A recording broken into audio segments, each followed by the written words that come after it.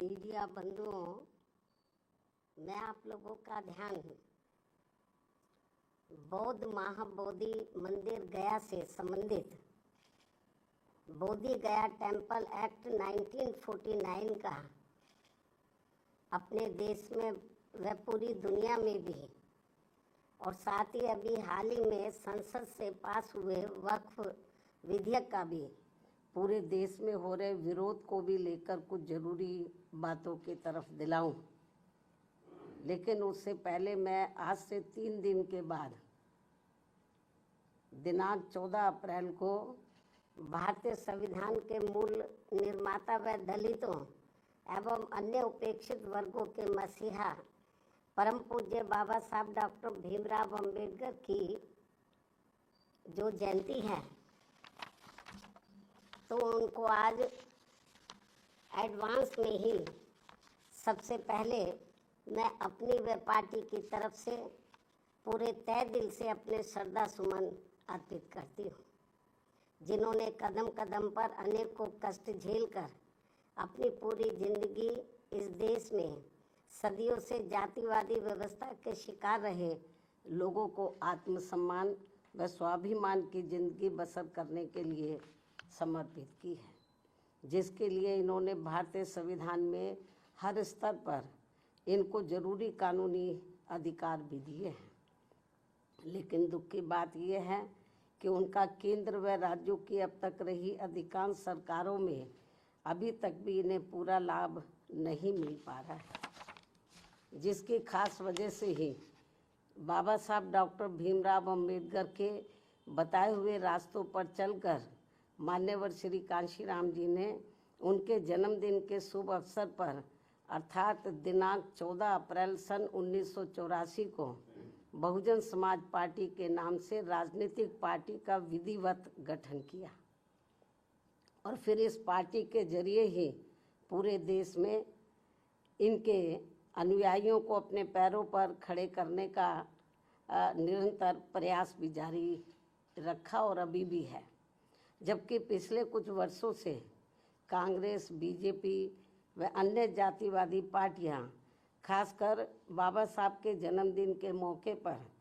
उनके अनुयायियों के वोटों को लुभाने के लिए जो किस्म किस्म के हथकंडे इस्तेमाल कर रही हैं और इस बार भी कर रही हैं, तो उनके बहकावे में ना आकर इन्हें अपनी एकमात्र हितैषी पार्टी बीएसपी के बताए हुए रास्तों पर चलकर ही उनके अधूरे रहे कारवां को मंजिल तक जरूर पहुंचाना है। इतना ही नहीं बल्कि बाबा साहब ने अपने आखिरी समय में दिनांक 14 अक्टूबर सन 1956 को अपने अपार अनुयायियों के साथ धर्म परिवर्तन करके जो बौद्ध धर्म की दीक्षा ली है, तो उसे भी अब जातिवादी मानसिकता के लोग सनातनी बनाने में लगे। इस धर्म को भी, ये भी अति चिंता की बात है। और इस संदर्भ में ये बात सर्वविदित है कि बिहार राज्य का बोध गया बौद्ध तीर्थ स्थल के रूप में देश व दुनिया भर में अति विख्यात है। बोध गया में तथागत गौतम बुद्ध के पवित्र ज्ञान स्थली पर स्थापित भव्य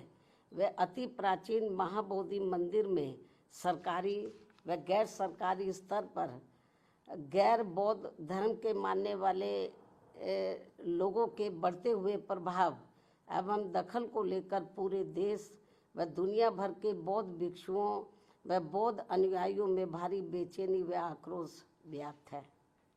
तथा वे लोग इसको लेकर कांग्रेस की सरकार के दौरान सन 1949 में बने बोध गया मंदिर प्रबंधन कानून में जरूरी परिवर्तन की मांग को लेकर शांतिमय ढंग से काफ़ी समय से आंदोलित भी हैं। ये कांग्रेस के समय में ये कानून बना था। उल्लेखनीय है कि देश की आज़ादी के बाद कांग्रेस पार्टी की सरकार द्वारा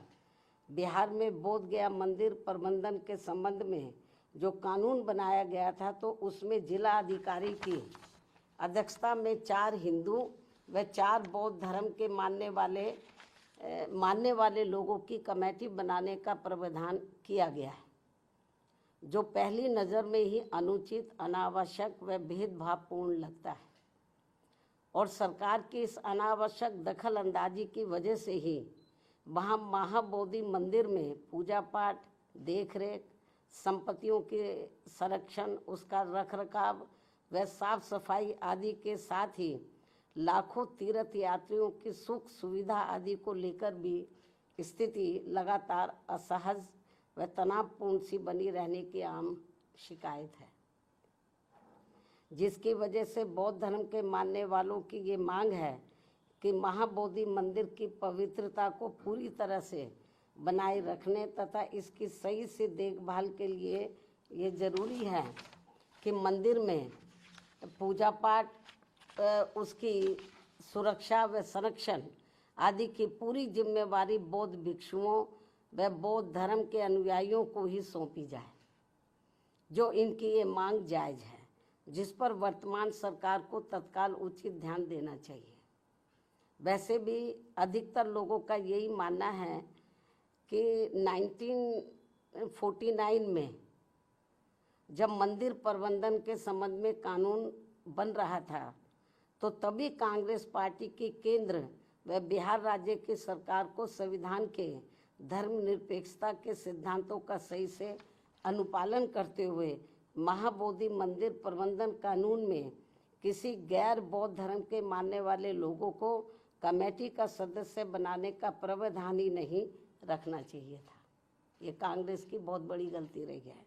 इससे फिर अनावश्यक परेशानी व विवाद से बचा जा सकता था। किंतु अब जबकि ये मामला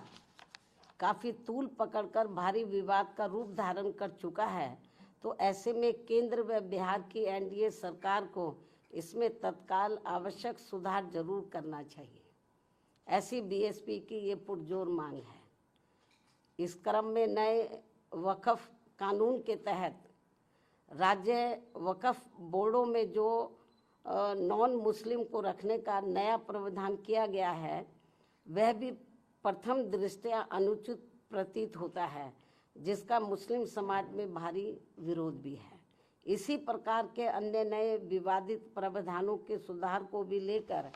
केंद्र सरकार अगर वक्फ कानून को फिलहाल स्थगित करते हुए उस पर समुचित पुनर्विचार करती है तो ये बेहतर होगा। अर्थात इन सभी मामलों में सरकार जरूर ध्यान दे, बीएसपी की पुनः ये मांग है। इसके अलावा भारत में भारतीयों की सुरक्षा के लिए केंद्र में सभी राज्य सरकारों को आतंकियों के विरुद्ध अपने अपने राजनीतिक स्वार्थ को छोड़कर भारतीय कानून के तहत निष्पक्ष, ईमानदार व सख्त कानूनी कार्रवाई करनी चाहिए या इनके द्वारा होनी चाहिए, तो ये देश व यहाँ के नागरिकों के हित में होगा। इन्हीं जरूरी बातों के साथ ही अब मैं अपनी बात यहीं समाप्त करती हूँ। धन्यवाद। जय भीम व जय भारत।